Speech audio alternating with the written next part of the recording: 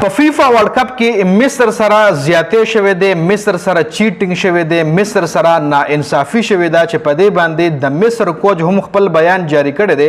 په ناکاوټ مرحله کې د مصر او د ارجنټینا یو ډیر ګرم میچ بیګا شوې ده په فوټبال کې. تاسو له معلومه وي فیفا ورلد کپ شروع دی آلریډي چې پای کې مصر ډیره خلو بکړې ده تھرو د ټورنامنټ، او دا ورلد کپ د مصر یو تاریخي ورلد کپ. خو په دې ورلد کپ کې مصر سره چې کم ریفری امپایر چې ول ویل کیږي هغه وسره ناانصافي کړې ده، هغه وسره زیاتې کړې ده. د مصر کپتان هم په دې باندې بیان جاری کړی دی، او د مصر چې کم هیډ کوچ دی نو هغه هم خپل بیان جاری کړی دی. جی مصر او د ارجنټینا چې مصر 2 ګولونه کړي آلریډي په ارجنټینا باندې، او ارجنټینا په اخرنی 10 منټو کې 3 ګول وکړل او دغه میچ یو ګټلو. د ارجنټینا ټیم کې یاد لرئ چې میسی هم شامل دی. میسی د فوټبال کینګ څنګه چې د کرکټ کینګ ویرات کوهلی، بابر اعظم، دغه رنګ د فوټبال چې کم کینګز پلیران دي نو یې کې رونالډو، میسی، مباپه، داسې نور هم یو 2-3 کلاډیان دي چې په فوټبال کې یو ډیر غټ نوم جوړ کړی دی. د مصر کلاډي صلاح د غي کیپټن دی، صلاح نوم دی، صلاح دون نه کسنګ نوم دی، خو صلاح چې کم دی داغه نوم دی صلاح. نو هغه هم بیان جاری کړی چې موږ سره ریفری زیاتې کړی دی. او اوس د مصر چې کم هیډ کوچ دی حسام حسن هغه پریس کانفرنس کړی دی. د میچ نه پس پریس کانفرنس کې هغه ویل دي چې ارجنټینا چې موږ نه کم میچ ګټل دي نو هغه د ریفری په ذریعہ باندې هغه ګټل شو، اور موږ د ریفری په ذریعہ باندې د میچ کې ہرا وړل شو. مصر کے جس گول کو فاؤل کہہ کر گول نہیں دیا گیا تو ارجنٹائن کے دوسرے گول کو گول قرار دیا گیا.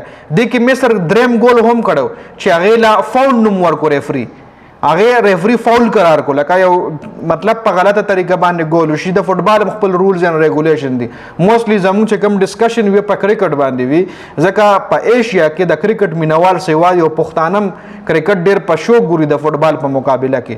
څنګه د کرکټ خپل رولز وی، نو بال شو لکه دا وائڈ بال له فری هټ ته، نو داسې فوټبال کې خپل رولز اینڈ ریګولیشن وی جی جو کہ مکمل آف سائڈ تھا. لکه ارجنٹینا چې په موږ باندې کم گول وکړو هغه آف سائڈ گول ہو. اس کے علاوہ بھی متعدد فیصلے مصر کے خلاف کیے گئے. دا سو کوئی دادا مصر کوچ حسام حسن ویلی دی.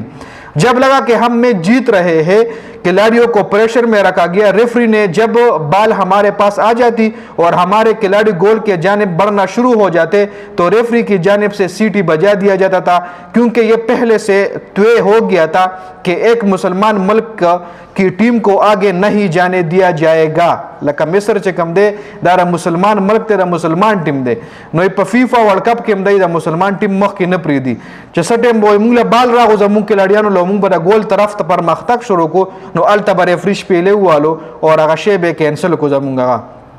ارجنٹائن کی جیت چیٹنگ سے ہوئی. فیفا اس کا نوٹس لے ورنہ دنیا کا فٹبال فیڈریشن سے اعتماد ختم ہو جائے گا. فیفا د پدې باندې ایکشن واخلي موږ سره چیټینګ شوی دی، اور د ارجنټینا چې کومه ګټه دا غره چیټینګ په ذریعہ باندې شوی ده.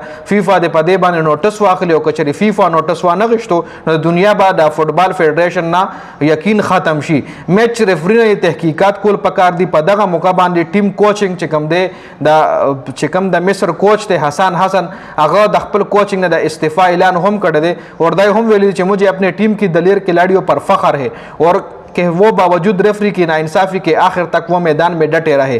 آج میرا دل ٹوٹ گیا ہے شکست پر نہیں ناانصافی پر. آج کے بعد میں کوچنگ سے مستعفی ہونے کا اعلان کرتا ہوں. دا جی کوچ حسام حسن چې کوم دی غویلی دي چې زما زړه نن په دې وجه مات شو، دا نه چې موږ میچ بایلو نو زما زړه مات شو، زما زړه په ناانصافۍ باندې مات شوی چې ریفری موږ سره ناانصافي کړې ده، اور په دې د ریفری نه تحقیقات وکړل شي. ریفری څنګه چې په کرکټ کې امپایر وي نو داسې په فوټبال کې ریفری وي. ریفری او امپایر یو رولز دی جی. نو چې څنګه امپایر غلط لیگ بیفور آؤٹ ورکي په کرکټ کې داسې فوټبال ګول شي او ریفری وایي چې نه دا خو نه ده شوی، دا خو فاول شو، دی کلاړي له دلته ورکه یا شاټ د غلط زینه خپل رولز مطابق. لکه تاسو به کتلی وي 2011 اوډیای ورلد کپ کې سعید اجمل چې سچن ټنډولکر لیگ بیفور آؤٹ کو یو هغه ډیسیژن ریویو سیستم کې ډي آر ایس کې هغه بال ټریکینګ چې کوم دی د کمپیوټر په ذریعہ باندې هټاو کړل شو. هغه ټایم کې انډیا سره ترډ امپایر هم شاملون چې کله امپایر د یو ټیم په طرف باندې شي نو فیصلې د هغې په طرف باندې شي نو بیا بل ټیم له میچ ګټل لږ ګران شي. نو دا د فیفا چې کوم ورلډ کپ روان دی فوټبال ورلډ کپ نو په هغې کې د مصر ټیم سره ناانصافي شوې وه چې د مصر کلاړیانو او د مصر کوچ چې کوم دی هغه په دې باندې خپل بیان جاری کړی دی. اوس دې حوالې سره ستاسو څه رایه ده؟ خپله قیمتي رایه موږ سره ضرور په کمنټ کې شریکه کړئ.